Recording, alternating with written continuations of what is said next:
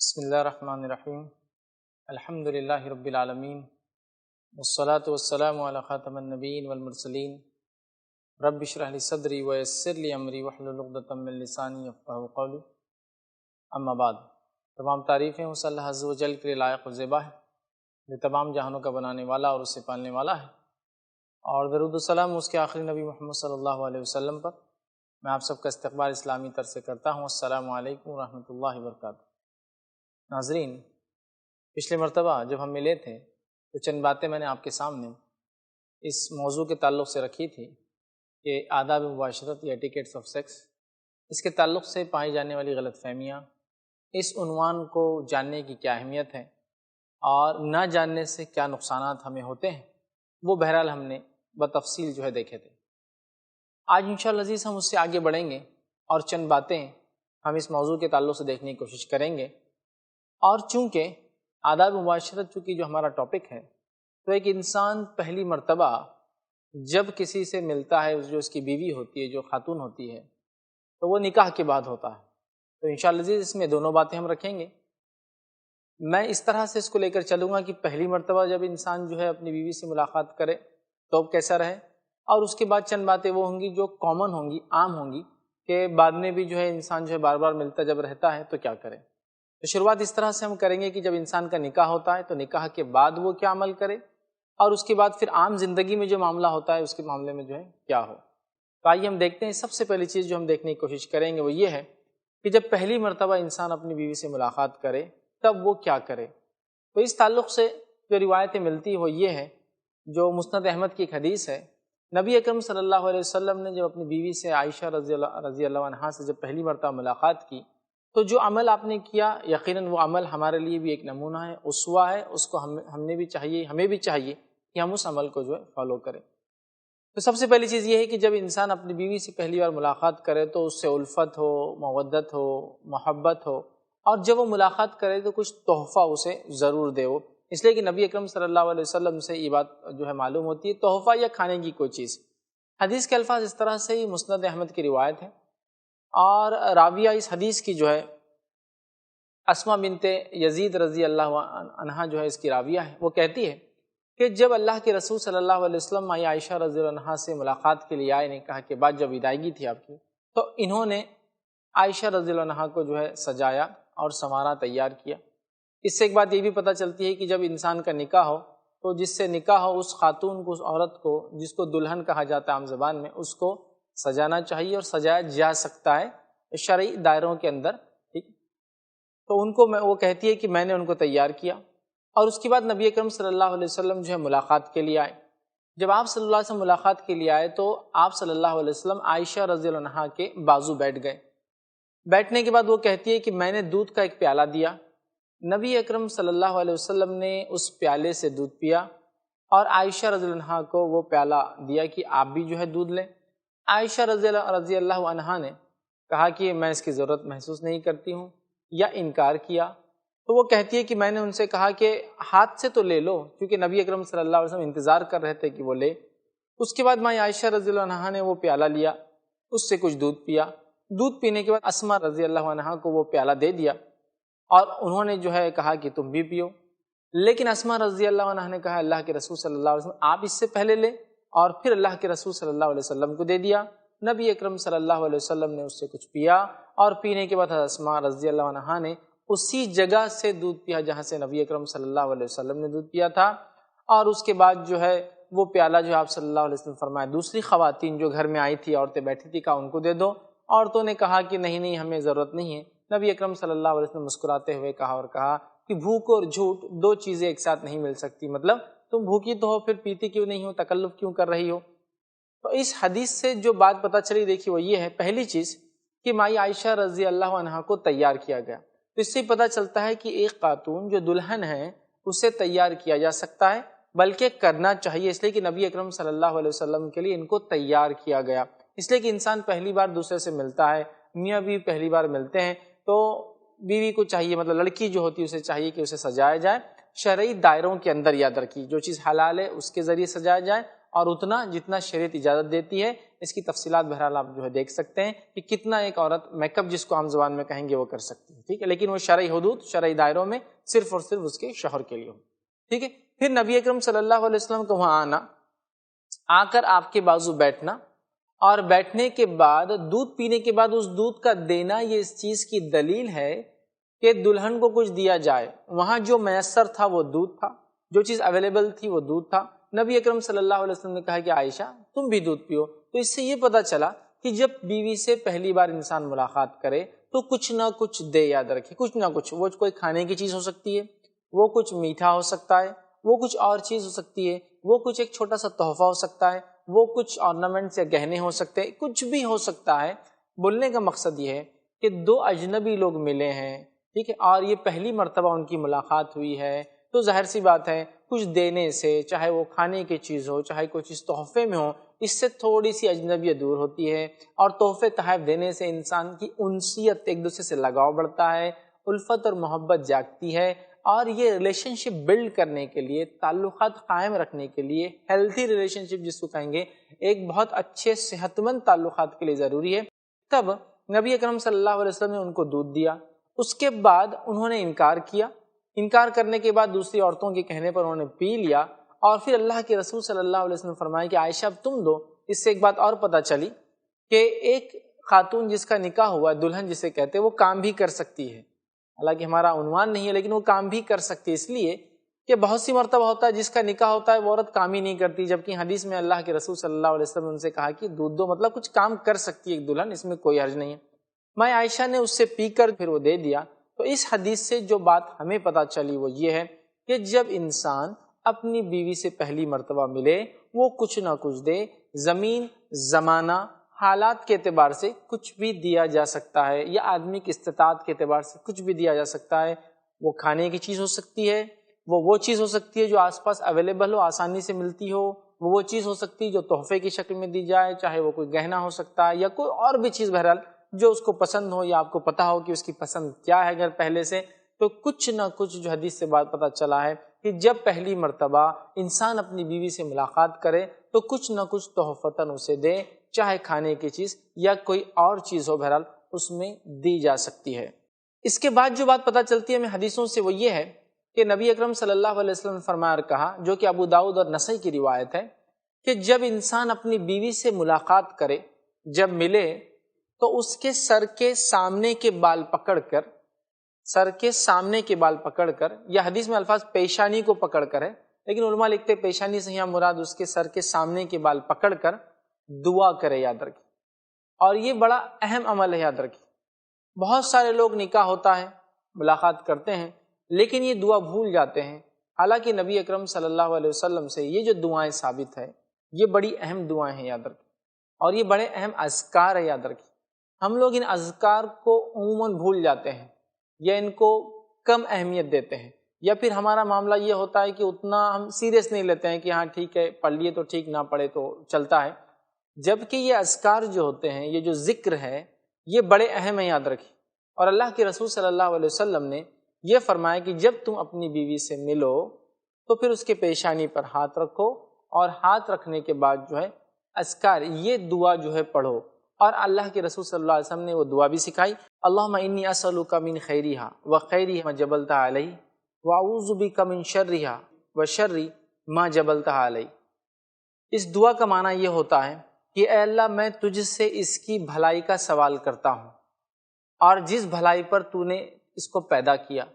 اور میں تجھ سے اس کے شر سے پناہ مانگتا ہوں جس شر پہ تو نے اس کو پیدا کیا. اور نبی اکرم صلی اللہ علیہ وسلم یہ دعا پڑھنے کا ہمیں حکم دیا ہے. تو یہاں دیکھیے اسلام نے موقع نکاح کا ہے لیکن وہاں بھی ذکر و اذکار کا حکم دیا, اور اتنی بہترین دعا نبی اکرم صلی اللہ علیہ وسلم نے سکھائی کہ جب بیوی سے ملاقات کرے تو سر کے بال پکڑ کر یہ دعا کرے. اور یہ دعا صرف ایک بار کرنا ہے جب انسان پہلی بار اپنی بیوی سے ملاقات کرتا, یاد رکھے. اس کے بعد یہ دعا نہیں کرنا ہے. جب انسان ملے دعا کرے, دعا کرنے کے بعد یا دعا کرنے سے پہلے, مطلب یہ دوسرا عمل جو میں بتانا چاہ رہا ہوں, چاہے تو یہ عمل پہلے کیجئے یا دعا پہلے, یا دعا کا عمل سے پہلے یہ عمل کیجئے اور پھر دعا کیجئے. وہ کیا ہے؟ نبی اکرم صلی اللہ علیہ وسلم کے اصحاب سے یہ معاملہ ملتا ہے کہ اصحاب کے کچھ آثار ملتے ہیں جس میں صحابہ ایک مرتبہ ایک تابعین کے نکاح میں گئے. وہ تابعین فرماتے ہیں کہ صحابہ میرے نکاح میں آئے. یہ مصنف ابن ابی شیبہ اور مصنف عبدالرزاق کی روایت ہے. وہ کہتے ہیں کہ کچھ صحابہ جس میں عبداللہ ابن مسعود، اسی طرح جو ہے ابو ذر غفاری رضی اللہ عنہ، ٹھیک ہے، اور حذیفہ بن یمان رضی اللہ عنہ، یہ صحابہ میرے گھر آئے. اور گھر آنے کے بعد مطلب ان کی دعوت تھی، نکاح ان کا ہوا تھا، انہوں نے دعوت دی، صحابہ گھر آئے. گھر آنے کے بعد وہ کہتے ہیں کہ صحابہ نے جو ہے مجھ سے کہا، نماز پڑھی ہم نے. نماز پڑھنے کے بعد صحابی نے مجھ سے کہا، اور عبداللہ ابن مسعود رضی اللہ عنہ نے ان سے کہا اور فرمایا کہ تم جو ہے اپنی بیوی کے ساتھ 2 رکعت نماز پڑھو، اس کے بعد دعا کرو اس کے سر کے بال پکڑ کر، اس کے بعد وہ تمہاری بیوی ہے، تم جو چاہے وہ کرو. تو اس آثار سے مطلب صحابہ کے اس عمل سے یہ چیز پتہ چلتی ہے کہ صحابہ میں یہ چیز معروف اور مشہور تھی کہ صحابہ یہ عمل کرتے کہ 2 رکعت نماز پڑھتے. مطلب انہوں نے اللہ کے رسول صلی اللہ علیہ وسلم سے کہیں نہ کہیں یہ بات سن رکھی تھی. تو صحابہ نے کیا کہا کہ 2 رکعت نماز پڑھو پھر دعا کرو. اس لیے میں نے کہا چاہے تو پہلے دعا کرے پھر 2 رکعت نماز پڑھے، چاہے تو پہلے نماز پڑھے اور بعد میں جو ہے 2 رکعت نماز کے بعد جو ہے وہ دعا کرے. تو ایک انسان جب اپنی بیوی سے ملے تو سر کے بال پکڑے، دعا کرے، اس کے بعد دونوں مل کے 2 رکعت نماز پڑھے. یہ نماز یاد رکھیں نفل ہے، اور ظاہر سی بات ہے شوہر آگے ہوں گا، بیوی پیچھے کر رہیں گی، اور انسان چاہے تو جہر میں پڑھے چاہے تو سر میں پڑھے. بھائی اس کی تفصیلات نہیں ملتی ہے. تو انسان جو ہے 2 رکعت نماز پڑھے جب اپنی بیوی سے وہ پہلی بار جو ہے ملاقات کرتا ہے. تو یہ تھے پہلے 2 عمل جو انسان کو کرنا ہے. تحفے کے بعد انسان پہنچا، تحفہ دیا،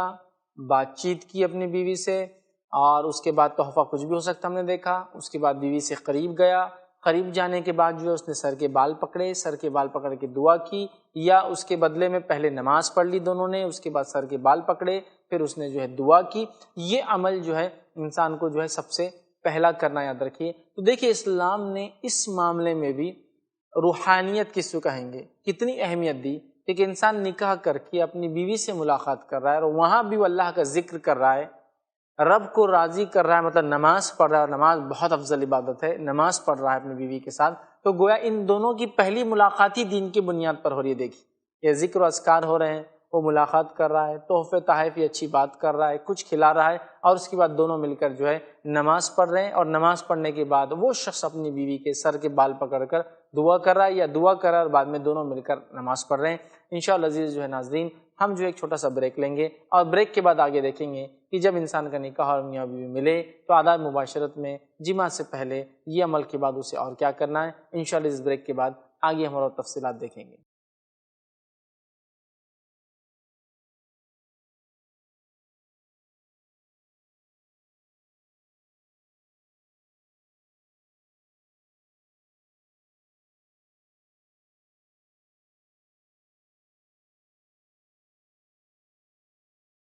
السلام علیکم ورحمۃ اللہ وبرکاتہ. ناظرین، بریک کے بعد ہم پھر حاضر ہیں، اور انشاءاللہ عزیز جو ہے جو سلسلہ ہمارا چل رہا تھا کہ جب انسان اپنی بیوی سے پہلی بار ملاقات کرے تو کچھ تحفہ دیں.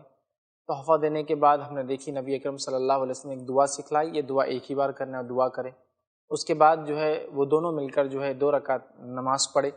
اب نماز پڑھنے کے بعد انسان جب آگے بڑھے تو پھر اسلام نے اسے دعا سکھائی، اور یہ دعا عام ہے. مطلب وہ دعا جو پہلے ہم نے دیکھی وہ خاص تھی، صرف نکاح کے بعد پہلی بار پڑھنا ہے جب ملاقات ہو. یہ دعا جو ہم دیکھیں گے یہ عام دعا ہے، اور یہ دعا ہر بار جب انسان اپنی بیوی سے ہم بستری کرے تو تب اس کو یہ دعا پڑھنی چاہیے. اور نبی اکرم صلی اللہ علیہ وسلم نے بتایا، حدیث کے الفاظ اس طرح سے ہے، صحیح بخاری کی روایت ہے، آپ صلی اللہ علیہ وسلم فرماتے اور کہتے ہیں جب تو اپنی بیوی سے ہم بستری کرنے کا ارادہ کرے تو یہ دعا پڑھ لے، بسم اللہ اللہم جنبنا الشیطان و جنب الشیطان ما رزقتنا، جس کا معنی ہوتا ہے اے اللہ، اللہ کے نام سے، اور آگے اس کا معنی ہے اے اللہ ہمیں شیطان سے محفوظ رکھ، اور جو اولاد جو رزق تو دیں گا اسے بھی جو ہے شیطان سے محفوظ رکھ. تو اس کا معنی یہ ہوا کہ جب انسان اپنی بیوی سے ہم بستری کرے تو اس سے پہلے یہ دعا پڑھے، تاکہ حدیث میں الفاظ آگے آپ نے فرمایا اگر کوئی شخص یہ دعا پڑھ کر اپنے بیوی سے ہم بستری کرتا ہے، جو اس کی اولاد ہوتی ہے شیطان اس کو نہیں بہکا سکیں گی. مطلب اگر ایک انسان نکاح کے بعد یہ دعا نہیں پڑھتا ہے تو اس کی اولاد کو شیطان بہکاتی ہے، اور اگر ایک انسان یہ دعا پڑھ لیتا ہے تو پھر شیطان اس کی اولاد کو نہیں بہکا سکتی۔ سبحان اللہ، کتنی زبردست بات، کتنی زبردست جس کو کہیں پروٹیکشن کی دعا نبی اکرم صلی اللہ علیہ وسلم نے سکھا دی، اور یہ دعا عام ہے اور ہر بار کے لیے ہے۔ ہمیشہ انسان جب بھی اپنی بیوی سے ملے، چونکہ وہ نہیں جانتا کس ملنے کے بعد اولاد وجود میں آئیں گی، تو اس لیے اس دعا کو ہر بار انسان کو جو ہے پڑھنا ہے۔ جب بھی وہ اپنی بیوی سے ہم بستری کرے، آپ نے فرمایا یہ دعا پڑھے تو شیطان کے بہکاوے سے یہ اولاد انشاءاللہ عزیز محفوظ رہیں گی، یاد رکھیں۔ تو اب انسان نے یہ دعا پڑھی، لیکن یہ دعا پڑھنے کے بعد انسان یہ نہیں ہے جس طرح سے آج کل ہوتا ہے ہمارے سماج یا معاشرے میں کہ بس ایک انسان بس انتظار کرتا رہتا ہے، اور جیسے ہی اس کا نکاح ہوتا ہے، نکاح پڑھ کر وہ گھر پہنچتا ہے، رات میں لوگ چلے جاتے ہیں اور اپنے بیوی کے پاس کمرے میں جاتا ہے، بس ایسا لگتا ہے کہ بہت زیادہ وہ بیتاب تھا، کئی زمانے سے صرف اس کو اسی چیز کا انتظار تھا۔ اور نوجوان ایسے ٹوٹ پڑتے نظر آتے ہیں کہ دعا ایک طرف رہ گئی، معاملہ نماز کا دوسری طرف رہ گیا، اور یہ دعا جو حفاظت کے لیے آپ سے سکھا رہے یہ ایک طرف رہ گئی، اور بس اس کو اس عمل کی جلدی ہوتی ہے کہ بس میں کتنے جلدی جو اپنی بیوی سے جو ملاپ کر لوں یا جماع کروں یا ہم بستری کروں، بس اس کے لیے انسان اتاولا نظر آتا ہے۔ تو اس معاملے میں نوجوانوں کو چاہیے کہ اس چیز کو سمجھے، یاد رکھے اسلام ایک مکمل دین ہے۔ وہ چاہتا ہے کہ انسان جو ہے کوئی بھی کام کرے تو اس کا کوئی ضابطہ ہو،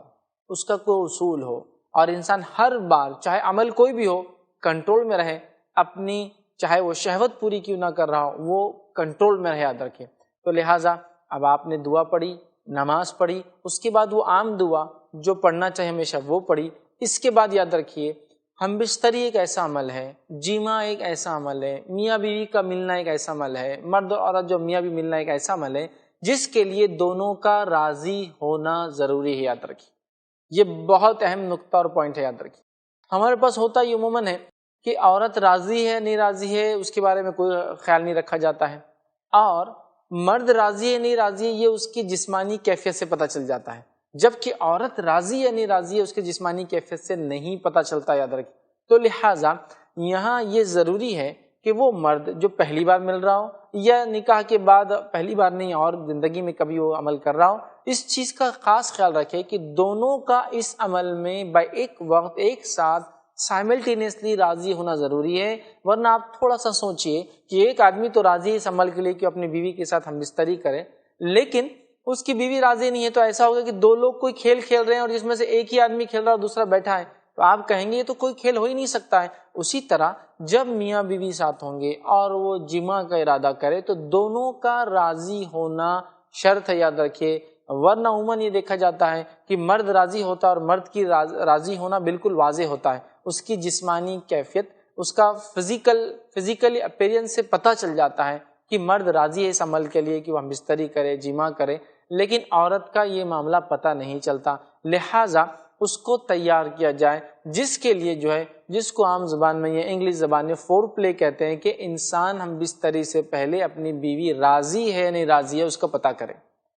اب اس کے لیے بہرحال بہت ساری چیزیں ہو سکتی ہیں، بہت زیادہ اس میں تفصیلات میں جانے کی ضرورت نہیں ہے، ایک انسان اس کو سمجھ سکتا ہے۔ اور پہلی رات جب مل رہے ہیں تب تو پھر بہرحال بہت زیادہ احتیاط ہو، اس لیے کہیں ایسا نہ ہو کہ انسان پہلی بار ملے اپنی بیوی سے اور ایسا کوئی عمل کر بیٹھے کہ بس مجھے یہ عمل چاہیے تھا اور اسی عمل کے لیے میں تم کو بیاہ کیا، شادی کر کے لایا، اور ایسا ٹوٹ پڑے کہ باقی ساری زندگی جو ہے ایک دوسرے سے دل جو ہے برے ہو جائے، یاد رکھے۔ تو لہٰذا اس کو خوش کرے، اس کو اس عمل کے لیے اپنی بیوی کو تیار کرے، جس کے لیے وہ بہت ساری چیزیں کر سکتا ہے، جس سے پتہ چلتا ہے یا انسان راضی ہو سکتا ہے، اور اس کے لیے بہت ساری باتیں ہیں، میں سمجھتا ہوں تفصیلات میں جانے کی ضرورت نہیں ہے۔ مختلف لوگ مختلف وجوہات کی بنیاد پر جو ہے اس عمل کے لیے آمادہ ہوتے ہیں، جس کے لیے ہاتھ لگانا، ہاتھ پھیرنا، یا کسی چیز کو چومنا، یا کسی چیز کو سہلانا، یا کسی چیز کے ذریعے اس کو راغب کرنا، یہ ساری باتیں اس پوائنٹ کے اندر آ سکتی ہیں۔ ایک اور بات یہاں ضروری جو ہے وہ یہ ہے، جو خاص طور سے خواتین کے لیے، عورتوں کے لیے، لڑکیوں کے لیے، وہ یہ ہے کہ بہت سی مرتبہ یہ ہوتا ہے کہ شوہر کی کمپلین ہوتی ہے۔ یہ تو چلیے ہم پہلی رات کی بات کر رہے تھے، لیکن اس کے علاوہ بھی پہلی رات کے بعد بھی زندگی میں ایک کمپلین یہ ہوتی ہے کہ میں تو راضی ہوتا ہوں اس عمل کے لیے، میری بیوی کی طرف سے کبھی مجھے اشارہ نظر نہیں آتا، میں تو راضی ہوتا ہوں اس عمل کے لیے، میری بیوی کبھی اس عمل کے لیے راضی نظر نہیں آتی ہے، ہمیشہ میں ہی اس کی طرف بڑھتا ہوں، وہ میری طرف نہیں بڑھتی ہے، بلکہ میں نے ایک واقعے میں تو اس مسئلے کو طلاق تک جاتے ہوئے دیکھا کہ میری بیوی اس عمل کے لیے کبھی مجھ سے زندگی میں خود سے راضی نہیں ہوئی، مطلب میں ہی اس کو کہتا ہوں کہ یہ عمل کرنا ہے، وہ کبھی جو ہے میرے ساتھ اس کے لیے راضی نہیں ہے۔ تو میں کہوں گا عورت بھی اپنی رضامندی کا اظہار کرے، مرد اپنی رضامندی کا اظہار کرے یا نہ کرے، اس کی جسمانی کیفیت آپ کو بتا سکتی ہے کہ وہ راضی ہے اس عمل کے لیے، لیکن عورت کی جسمانی کیفیت سے بالکل نہیں پتہ چلتا کہ وہ اس عمل کے لیے ہم بستری کے لیے راضی ہے نہیں راضی ہے۔ لہٰذا عورت اپنی زبان سے کہہ سکتی ہے، اپنے حرکات اور سکنات، اپنے پوسچرز اور اپنے ایکشن سے بتا سکتی ہے کہ وہ بھی اس عمل کے لیے راضی ہے جس کے لیے مرد راضی ہے، ورنہ یہ ایک طرفہ کھیل ہو جائے گا۔ تو لہٰذا دونوں کا راضی ہونا ضروری ہے۔ اور نبی اکرم صلی اللہ علیہ وسلم کی ایک حدیث اس کی وضاحت بھی کر دی۔ آئیے حدیث اس طرح سے ہے، نبی اکرم صلی اللہ علیہ وسلم کے پاس ایک صحابی آئے جنہوں نے ایک بیوہ عورت سے، مطلب مطلقہ جو شادی شدہ پہلے سے تھی پھر طلاق ہو چکی تھی، اب بیوہ تھی، اس سے نکاح کیا تھا۔ آپ صلی اللہ علیہ وسلم کے پاس آ کر اللہ کے رسول میں نے نکاح کر لیا ہے۔ نبی اکرم صلی اللہ علیہ وسلم نے سوال کیا کہ کس سے کیا، کنواری سے کیا یا کوئی مطلقہ یا بیوہ سے؟ تو کہ اللہ کے رسول میں نے جو ہے ایک بیوہ سے نکاح کیا، اس لیے کہ مجھے چھوٹی چھوٹی بہنیں ہیں، ان کا خیال رکھنے کے لیے اگر کنواری لاتا تو مشکل ہو جاتی، وہ سب خدمت نہیں کر پاتی، ان کی دیکھ بھال نہیں کر پاتی۔ تو اب نبی اکرم صلی اللہ علیہ وسلم فرمائے کنواری سے کیوں نہیں شادی کی؟ اس لیے کہ اگر وہ کنواری ہوتی، باکرہ ہوتی، غیر شادی شدہ ہوتی تو تم اس سے کھیلتے اور وہ تم سے کھیلتی۔ تو یہ حدیث بالکل واضح کر رہی ہے کہ تم اس سے کھیلتے اور وہ تم سے کھیلتی، مطلب دونوں فریق کا اس میں شامل ہونا ضروری ہے، اس لیے کہ حدیث کے الفاظ ہے تم اس سے کھیلتے اور وہ تم سے کھیلتی، مطلب دونوں اس کام کے اندر پارٹنر ہیں۔ تو لہٰذا مرد سے ہی گزارش کروں گا کہ وہ پہلے اپنی بیوی کو تیار کرے اس عمل کے لیے، خواتین سے یا بیوی سے گزارش کروں گا کہ وہ بھی اپنی اظہار کرے کہ ہاں میں اس عمل کے لیے راضی ہوں، تیار ہوں، ورنہ بہت سی بار مردوں کے لیے شکایت کا موضوع بن جاتا ہے کہ میری بیوی تو راضی نہیں ہوتی، خود سے مجھے کبھی نہیں کہتی ہے، یا آج تک مجھے خود سے اس چیز کے لیے عمل کے آمادہ نہیں کیا، مجھے ایسا لگتا ہے کہ میں ہی بار بار اس کے پاس جاتا ہوں۔ یا کبھی عورت چونکہ وہ اظہار نہیں کرتی کہ وہ راضی ہے، مرد آتا ہے اپنی ضرورت پوری کر کے چلے جاتا ہے، تو تب پھر عورت بولتی ہے ارے دیکھو مجھ سے تو پوچھا بھی نہیں میں راضی ہوں یا نہیں راضی ہوں، آئے اپنی ضرورت کو پوری کیا اور چلے گئے۔ تو لہٰذا اگر عورت اپنی عادت بنا لے کہ اپنی رضامندی کا اظہار کرے، اور بہت ساری چیزیں رضامندی کے اظہار کے لیے ہو سکتی ہے، تو پھر مرد بھی ظاہر سی بات ہے اس طرح کا عمل نہیں کرے گا کہ صرف آیا اپنی ضرورت کو پوری کیا اور چلے گا، بلکہ وہ بھی جو ہے اپنی رضامندی کا اظہار کریں گا، جو کہ واضح ہوتی ہے۔ مرد کی رضامندی بالکل کلیئر ہوتی ہے، لیکن عورتوں کی ان کلیئر ہوتی ہے، غیر واضح ہوتی ہے، سمجھ میں نہیں آتا ہے، لہٰذا عورت بھی اس میں شامل ہو، تو دونوں کا شامل ہونا ضروری ہے۔ تو میں یہاں کہوں گا اب آپ نے دعا پڑھی، دعا پڑھنے کے بعد آپ آگے بڑھ رہے ہیں، تو فور پلے جس کو کہتے ہیں ہم، یا پھر اپنی بیوی کو تیار کیا جائے یا پھر بیوی شوہر کو تیار کرے۔ اور پہلی رات میں، چونکہ ہم پہلی رات کا بھی دیکھ رہے ہیں شادی کے بعد اور بعد کا بھی، پہلی رات میں عموماً عورتوں میں زیادہ حیا ہوتی ہے مردوں کے مقابلے میں، تو ظاہر سی بات ہے وہ اپنی رضامندی کا ہو سکتا بالکل کلیئر اظہار نہ کرے، ٹھیک ہے، اور وہ شرمائے، اس کے اندر ایک حیا ہوں گی، ظاہر سی بات ہے ایک انسان اس کو تیار کرے۔ اب مختلف طریقے ہو سکتے ہیں تیار کرنے کے، وہ ان طریقوں سے تیار کرے اور پھر اس کی رضامندی، عورت بھی اپنی رضامندی کا اظہار کرے۔ اس معاملے میں دیکھیے بہت ساری بار ہوتا ہے کہ لوگ یہ بھی پوچھتے ہیں، سوال کرتے ہیں کہ میرا نکاح ہونے والا ہے یا نکاح ہوا ہے، اب میں کہاں سے شروعات کروں؟ تو میں سمجھتا ہوں اتنی تفصیلات مجھے بھی بتانے کی ضرورت نہیں ہے،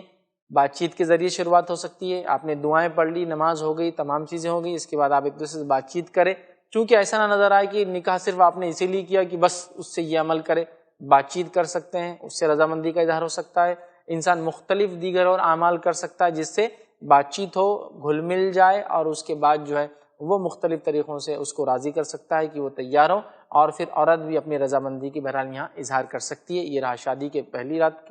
رات کا معاملہ، یا پہلی رات کے بعد زندگی میں کبھی بھی جو ہے مرد سے جب ملے، مطلب اپنے شوہر سے جب ملے، تو یہ معاملہ دونوں کا ہوگا، تو دونوں فریق اس میں شامل ہو، یہ بات کا خاص خیال مرد رکھے اور خاص خیال عورتیں بھی رکھے کہ وہ اس کے لیے رضامند ہو اور اپنے شوہر کو اپنی حامی بھرے یا اشارہ کرے کہ وہ اس عمل کے لیے راضی ہے۔